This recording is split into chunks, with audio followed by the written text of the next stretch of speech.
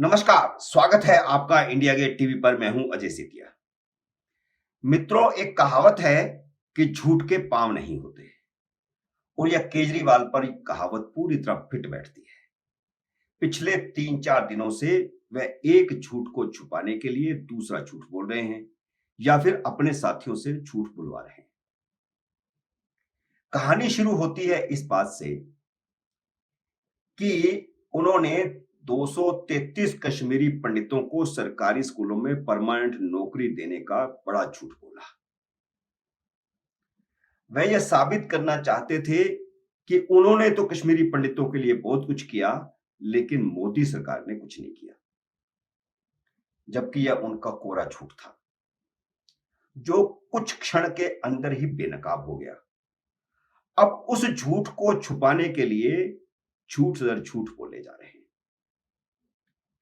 केजरीवाल तो झूठ बोलने के माहिर हैं ही। इस बार केजरीवाल के नंबर 2 यानी मनीष सिसोदिया भी बेनकाब हो गए। उन्होंने तो विधानसभा में ही झूठ बोल दिया। असल में अरविंद केजरीवाल ने दिल्ली विधानसभा में कश्मीर फाइल्स फिल्म का मजाक उड़ाते हुए जो मस्करों जैसा भाषण दिया था, उससे देश भर में उनकी आलोचना शुरू हो गई। उनका मजाक उड़ाया गया और उनके मीम बनाए जाने लगे। विधानसभा में उन्होंने वही लेफ्ट लिबरल लाइन ली थी कि कश्मीरी पंडितों के साथ अन्याय नहीं हुआ, फिल्म झूठी है।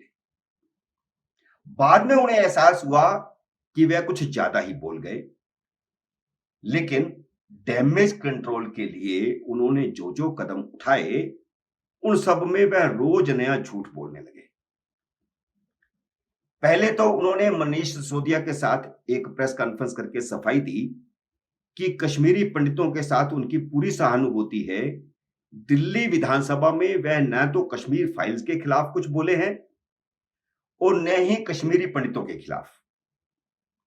वह तो भारतीय जनता पार्टी का मजाक उड़ा रहे थे, जो कश्मीरी पंडितों के लिए कुछ करने के बजाय फिल्म की पब्लिसिटी में लगी हुई है। यह पहला झूठ था, यहां से शुरुआत हुई। उन्होंने कहा कि वह कश्मीर फाइल्स के खिलाफ कुछ नहीं बोले, जबकि उन्होंने अपनी जुबान से विधानसभा में कहा था कि झूठी फिल्म है। झूठ की कहानी फिर इसके बाद नई शुरू होती है। डैमेज कंट्रोल के लिए अगले दिन पूरी तैयारी के साथ टाइम्स नाउ न्यूज चैनल को एक इंटरव्यू दिया, जिसमें केजरीवाल ने दावा किया कि उन्होंने 233 कश्मीरी पंडितों को सरकारी स्कूलों में परमानेंट नौकरी दी, जबकि भारतीय जनता पार्टी ने कश्मीरी पंडितों के लिए कुछ नहीं किया। यही वह बहुत बड़ा झूठ था। यह झूठ बेनकाब हुआ, यह तो खबर आ चुकी है, लेकिन इसके बाद लगातार इस झूठ को सच बताने की जो कोशिश हो रही है, उसका भी मैं आगे जाके खुलासा करूंगा। सच यह है कि उन्होंने तो कश्मीरी पंडितों को नौकरी देने से इनकार कर दिया था।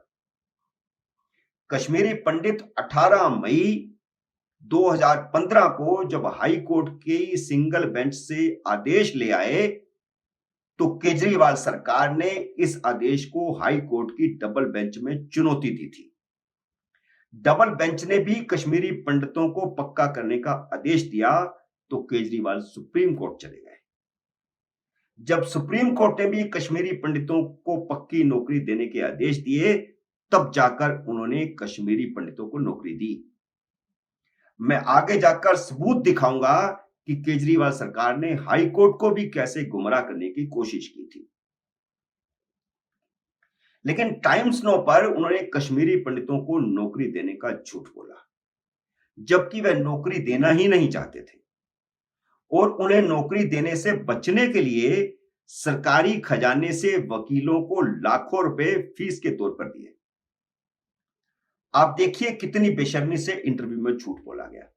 कश्मीर से जब पलायन हुआ, दिल्ली में भी आए कुछ लोग, उनमें से 233 लोग, 233 के करीब ही है शायद, एग्जैक्ट फिगर मुझे नहीं, 233 लोग दिल्ली सरकार में कॉन्ट्रैक्ट टीचर बन गए, कच्चे टीचर बन गए 1993 में।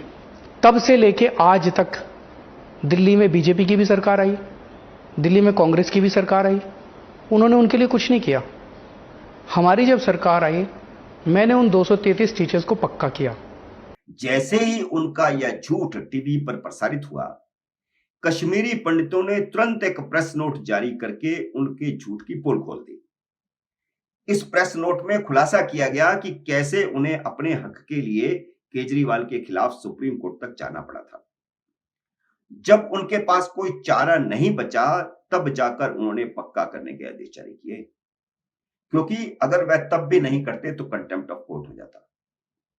लेकिन उनके सेकंड मैन यानी उप मुख्यमंत्री मनीष सिसोदिया ने तो विधानसभा में कोरा झूठ बोल दिया।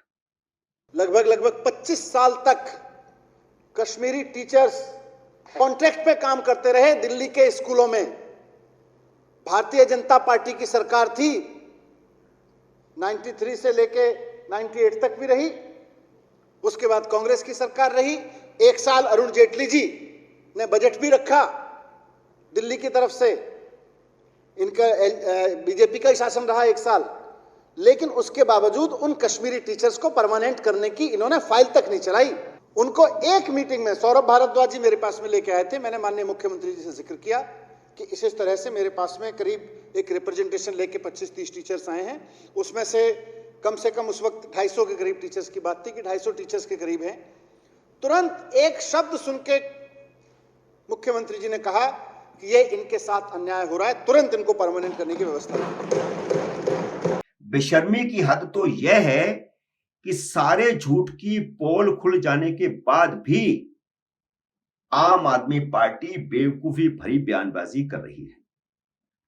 आम आदमी पार्टी के विधायक सौरभ भारद्वाज ने यह पूरा झूठ बेनकाब हो जाने के बाद एक प्रेस कॉन्फ्रेंस की और केजरीवाल ने उनसे कहलवाया कि दिल्ली सरकार ने 14 जुलाई 2017 को हाईकोर्ट को बता दिया था कि कैबिनेट ने 1994 से तैनात सभी कश्मीरी पंडित अध्यापकों को रेगुलर करने का फैसला किया है। हालांकि सच यह है कि हाईकोर्ट की फटकार के बाद कैबिनेट ने यह फैसला एक दिन पहले 13 जुलाई को ही लिया था। लिखित में हाईकोर्ट को यह बताया गया कि कैबिनेट ने यह फैसला लिया है, जबकि सच यह भी है कि केजरीवाल सरकार ने हाईकोर्ट को कैबिनेट के फैसले की लिखित जानकारी देने के बावजूद उन्हें पक्का नहीं किया, जिस पर हाईकोर्ट की डबल बेंच ने करीब एक साल बाद जुलाई 2017 में सरकार ने हाईकोर्ट को लिखकर दिया था कि हमने कैबिनेट में फैसला ले लिया है, लेकिन मई 2018 तक इस फैसले को लागू नहीं किया गया। तब 21 मई 2018 को हाई कोर्ट ने बाकायदा आदेश जारी किया। हाई कोर्ट को जुलाई 2017 में बताया गया था कि कैबिनेट ने कश्मीरी पंडितों को पक्का करने का फैसला ले लिया है। हाई कोर्ट ने जब फैसला 2018 को दे दिया तो उसके बाद भी केजरीवाल सरकार ने उनको पक्का नहीं किया। यानी कैबिनेट के फैसले सिर्फ दिखावे के लिए लिए जाते हैं। जब सरकार फंस जाती है तो कैबिनेट से एक फैसला करवा लेती है, लेकिन उसको धरातल पर लागू नहीं करती। 2018 के फैसले को सुप्रीम कोर्ट में चुनौती दी, जिस पर सुप्रीम कोर्ट ने 26 अक्टूबर 2018 को हाई कोर्ट के फैसले को बरकरार रखा। तब जाकर मजबूरी में केजरीवाल सरकार ने 3 महीने बाद 23 जनवरी 2019 को कश्मीरी पंडित टीचरों को रेगुलर किया। मित्रों, उम्मीद है मेरा यह वीडियो आपको पसंद आया होगा।